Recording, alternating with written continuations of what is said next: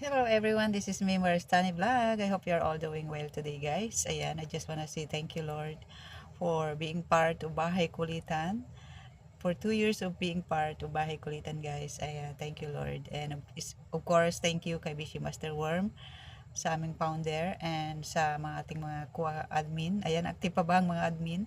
Ayan, si Ate Bams, thank you sa pag-update at paggagawa ng playlist. And sa ating mga members, sa mga ating mga kaibigan, naging kaibigan dito sa YT. And of course, thank you kay Tita Daisy na siyang nag-introduce sa akin sa team kung bakit ako ngayon nakasali sa Bahay Kulitan. And thank you sa mga naging basis natin kasi dito ang dami nating nakilala na mga taga-ibang iba't ibang uh, bansa and sa iba't ibang panig ng Pilipinas. Ayan, diyan ko natagpuan ang aking mga bishi sa Mindanao, sa Bisaya, sa Luzon. Ayan, si Bishi Elsa, ayan, thank you. At lagi kang nandyan. At thank you and nakilala kita. And I really appreciate yung mga naging friends ko dito. And Master Worm, thank you din. And thank you for being my friend dito sa Facebook. Ayan. So, ayan. Shout out sa lahat. And shout out din. Kasi hindi ko kayo ma-shout out lahat. Basta sa Bahay Kulitan members. Ayan.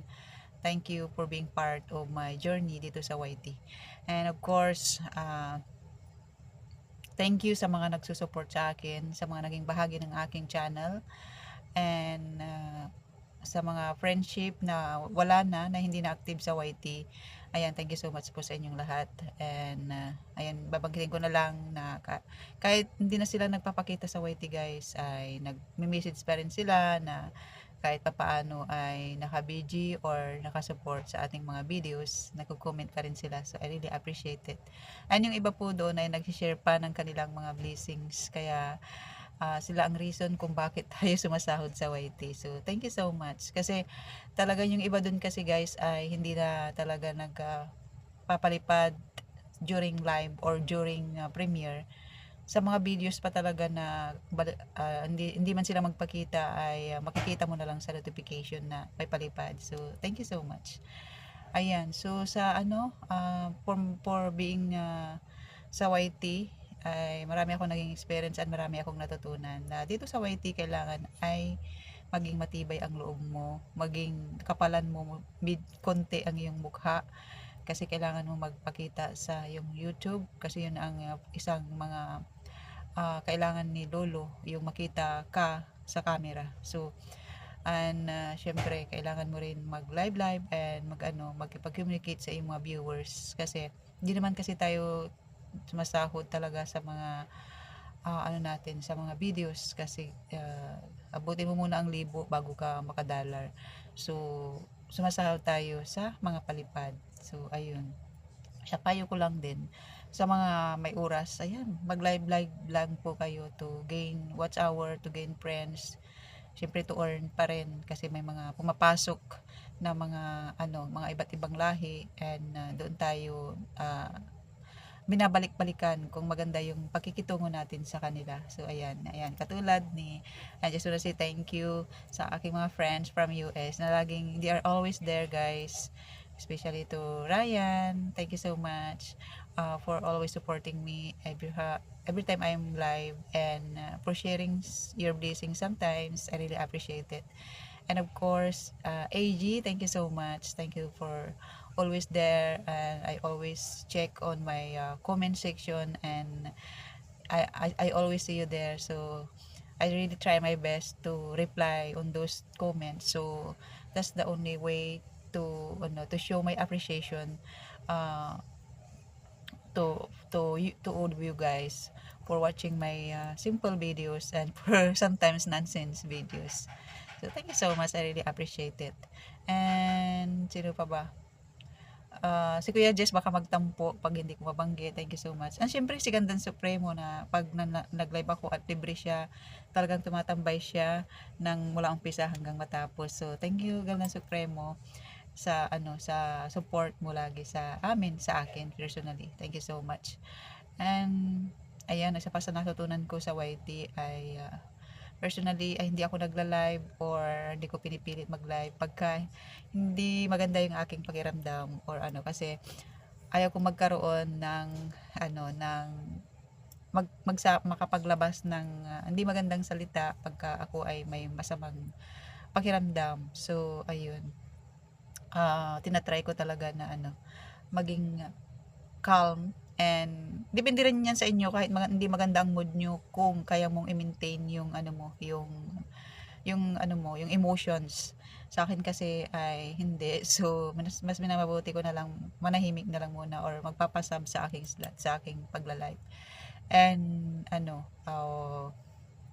mas pina-prioritize ko kasi yung aking peace of mind, especially now na may pinagdaanan ulit ako na walang aking tatay. So medyo naglaylo talaga ako sa YT. Bukod sa tinamad, and I give more time sa aking nanay kasi mag-isa na lang siya. So lagi ko siyang kausap.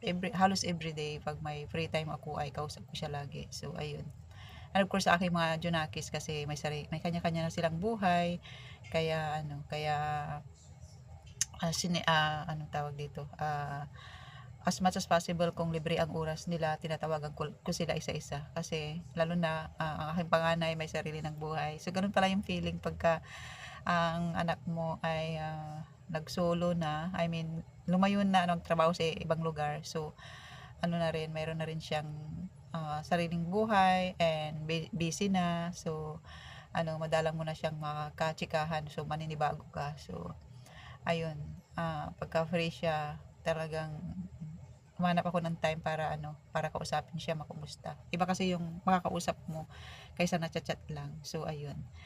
I'm thankful to God kasi na lumaki sila na share lang to guys sa mga katulad kong malayo sa kanilang mga anak na OFW. More time, more prayers, kasi talagang ang prayer talaga ay napaka-powerful. So ayun, ipag-pray natin sila na maging mabuting mga bata o mabuting mga bata habang tayo ay wala. So ayun, I'm thankful kasi yung pangalawa ko naman ay 4th year college na. So thank you Lord, and meron na lang akong isa ulit na bunso, which is turning 1st year college next year. So tatanda na talaga ako dito sa abroad. Ayan, so ayun, and siyempre malaking tulong din tong sa YouTube, yung mga sinasahod natin. Hindi naman tayo buwan-buwan sumasahod, siguro magpalipas tayo ng 2 buwan, 3 buwan, ayan, bago tayo sumahod. Lalo na ngayon at wala akong mga madalas na upload and premieres and live. So thankful pa rin kasi syempre kahit papaano, 'di ba, mayroon tayong nadadagdag sa ating mga allowance sa mga Junakis, 'di ba? So ayun, laban lang sa aking mga ka-YT, and wag magsawang mag-live, mag-create ng videos, kasi sayang din pagka monetize ka na. O nandiyan naman talaga mapapagod ka. Wala naman taong hindi napapagod dito sa YT, 'di ba? Mayroon sabi matatagod ka na, mapapagod ka na, magi-give up ka na ba or something. Pero laban pa rin kasi sayang din. Naghirap tayo na pagpamonetize ng ating mga channel, 'di ba? So i-maintain mo lang, just build short videos, ayan. Kahit na kasi nakakatulong din yung short videos guys. Mas nakikita ko doon yung mga $sign na pumapasok sa short video ko. So kahit papaano ay naiipon-ipon, nagiging $1, 'di ba? So nakakatuwa din pag gumawa ka ng video na maraming views sa short, ay ay may dollar din 'yon, may earnings, ayan. So, yun, thank you so much guys sa aking mga naging friends dito at sa mga wala na. Maraming salamat. Shasta, ayan, thank you. Bibi Top ka, thank you. Sana masaya ka na dyan kung nasaan ka man. At sa mga silent viewers, thank you so much. Sa aking mga anak na basher ko, pero minsan sumisilip-silip din. Thank you so much. And, sino pa ba? Sa ating mga dating ka-YT na wala na, ayan, ako personally kahit mawala man tayo, ako sa YT, ayan, may messenger pa rin ako, and tinitreasure ko yung ating mga memories, ang ating mga pinagsamahan, ayan. And pag nasa Pinas na ako, pwede tayong mag banding-banding pag kagawi kayo sa aming lugar o makagawi ako sa inyong lugar, 'di ba? So pwede tayong magkita-kita pa rin, 'di ba? And sa mga ano, ah, sa mga magiging friends pa natin, ayan. Sa mga bagong monetize at sa mga gusto mag-create ng mga YouTube, go lang. Wala, 'di ba, wala namang masama. Kaya siguro tong channel ko pag nag-for good na ako, doon na lang ako siguro magla-live. Malay mo magiging reactor tayo, magiging ano tayo, 'di ba? Reactors ng mga politics or ng mga ibang mga vlogger, 'di ba? Kasi magamitin natin ang ating pagkadaldal. 'Di ba? So malay nyo, makita nyo na lang ako nasa nagre-reactor na, 'di ba? Charot. So ayan, so for being part of the Bahay Kulitan for 2 years, guys. Ayan, ito single pa rin, wala pa ring jowa. Kaya masaya ako sa mga nagkaroon ng mga jowa diyan dahil sa YT. Ayan. God bless sa inyong lahat. And ingat po tayong lahat. Enjoy lang. Love, love, love. And spend love.